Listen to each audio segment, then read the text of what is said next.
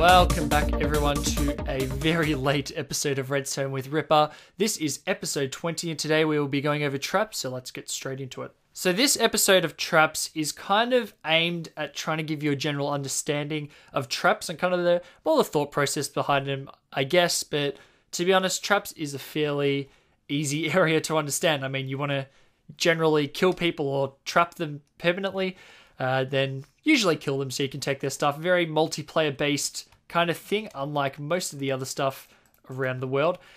Basically, we have some activation setups at the front and some kind of sample traps up the back, I guess. But basically, my point of this episode, as I said, to give you kind of an understanding, that's because the kind of scope of traps is just so broad. There are so many traps you can do, and basically we have so much stuff in the game that you can use to trap your friends, trap whoever. You guys just need to go out and be really creative. That's pretty much it. I can't show you every trap in the game in this episode. We need like an hour. So just be really creative. I'm going to give you some ideas, hopefully, and then you can go and be really creative on your own. So what we've got at the front are 5 different activation techniques.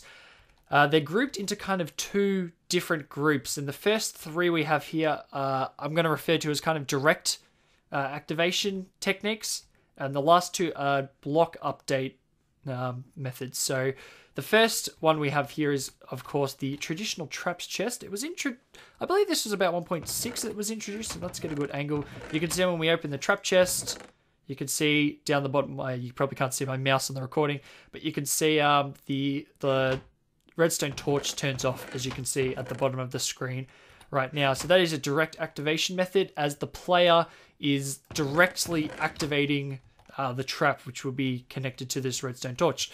Of course, you have the pressure plate, definitely a direct activation technique there. And of course, you have the tripwire, another direct activation technique. Now, this is not all-inclusive. You also have stuff like buttons, levers, the things you see here. You can use the wooden pressure plate variant. I can actually go here. You can have either of these pressure plates. There's a lot, basically. So they're direct activation techniques, and basically you can pretty much just use them. But of course, they're not so secretive. You can generally see these coming. Like, an attentive player will actually see the pressure plate on a stone floor. It's pretty hidden on a stone floor, but an attentive player, if they're expecting a trap, will be able to see this. So some block update traps are ones that are actually impossible to detect unless you really know what you're looking for. So we move on to these 2, which are block update ones. We have this here. We have a bit of carpet, and as you can see, we're standing on it, fine. We can walk around here, fine. But as soon as we walk over here, you can see the piston retracts, and of course that's because we're using the redstone ore under the carpet, which I believe I covered on my secret entrances episode quite a few episodes ago now. So that's a really cool technique. Unfortunately, in this setup, you can only use it once, but you can actually use a T-bud or something similar if you want to activate it multiple times. But of course, the problem is you have to wait till this redstone ore actually stops glowing to use it again. So you can't always use this in quick succession. Now, the other one I have here is actually, if we have to turn this on. I've turned these comparators off because of lag. You can see we've got a rapid pulsar here, and this is the setup for a rapid pulsar. Torch a redstone block, and then just 1, 2, 3, 4. So that's how to make a rapid pulsar. Put an extra redstone dust here to activate the piston. And basically, if we come right to the top, say your ground level, and we're going to get some dirt. In fact, I'll get some grass. Say your ground level is here, and you don't want people to dig this block. If you dig this block, you can see it instantly gets pushed up, and you can see, I'm going to turn this guy off, he's obnoxious. You can see that this repeater was going through the glass block before. It is now going through the solid block, and basically you can pull power out of that. Whereas if the glass block was there, and I've got to grab the glass block, if the glass block was there, you'd get no power, and if the quartz block is there, you do get power. So basically, to do this, you have to build a big, long line like that. Just does that. unfortunately, you need to reset it. Unfortunately, this is a manual reset, so you do that. And because it can't push more than 12 blocks, but as soon as you get rid of this, it now has only 12 blocks to push, so it pushes them up. And you get the redstone signal. So I think this is a really cool one that you generally don't expect. It's used for a lot of tree traps. You could actually put a tree on top of this, and if people break the tree, they'll be in for a nasty surprise. So I really like that activation method. And of course, the list of bud activation techniques is not exhaustive as well. You can also use stuff like furnaces, breaking any block will do it. You can use... I'm not sure if chest opening is a bud anymore. I think sleeping in beds is. Basically anything that changes the state of any block in the game, which is a pretty long list, as you can imagine. So now we've covered a few of the activation techniques. Let's get into some actual traps. So my first trap here is a very, very basic one, and I'll show you how it works first. Basically, we've got the 2 pressure plates, of course, on the stone floor, which is fairly easy to see, unfortunately. You walk in here, and you fall in the pit. It's a pretty basic trap. All we have is sticky pistons pulling away the floor as such, and all we have is the redstone line underneath the pressure plates just goes all the way to this torch, and the torch just powers the pistons. You can use it over the top as well. Very basic, very basic trap. In fact, I put this 3-tick repeater in here just to add a bit of delay so it doesn't open instantly, because you want people to actually like walk here and then fall in. And of course you can put lava at the bottom here, or you can just extend this down to however far you want to go down, basically. You can, do drop traps, but drop traps generally don't work as well these days with the existence of feather falling, so I would generally go with a lava trap or possibly a suffocation trap. That basically means you land on a pressure plate and the pistons come out and suffocate the player, which I enjoy as well. Very basic to do that as well. And of course, if you didn't want to do the pressure plates, you could also use, right here, you could use the redstone ore bud again, and that would be completely undetectable except for the carpet. Basically, this trap is very flexible is the word I'm looking for. You can use a lot of activation techniques. Very easy trap, very easy to set up. Pretty much anyone can do it. And I wanted to show you something over here, which is in my secret entrances episode once again, where there's a bit of crossover between traps and secret entrances, which is the reason I tend to enjoy them. This secret 2x2 trapdoor, basically you can hook up those pressure plates or the redstone ore bud to this, and you can have a trap and drop someone in lava or to their death as well. So very flexible drop traps. And yeah, let's move to the next one. So I know some of you guys wanted some explosions this episode, and I'm going to give you that right now, because this next trap is a more UHC oriented trap. You can see we're in like a typical staircase mine, except it ends here. It will go up to the surface normally.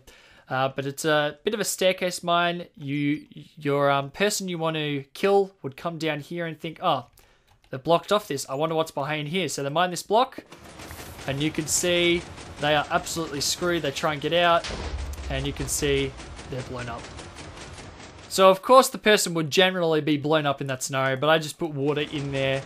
Alright, get rid of that. I just put water in there just because I didn't want to blow this up and then have to rebuild it again, which would be a bit unfortunate. So basically what happens, and I'm going to actually reset it up for you guys right here, is that we have the TNT here, we have the cobblestone block here. I'm going to break this out, and you can see if we power it like this, the piston is trying to push, but of course it can't push the furnace block right here, because pistons can't push furnaces.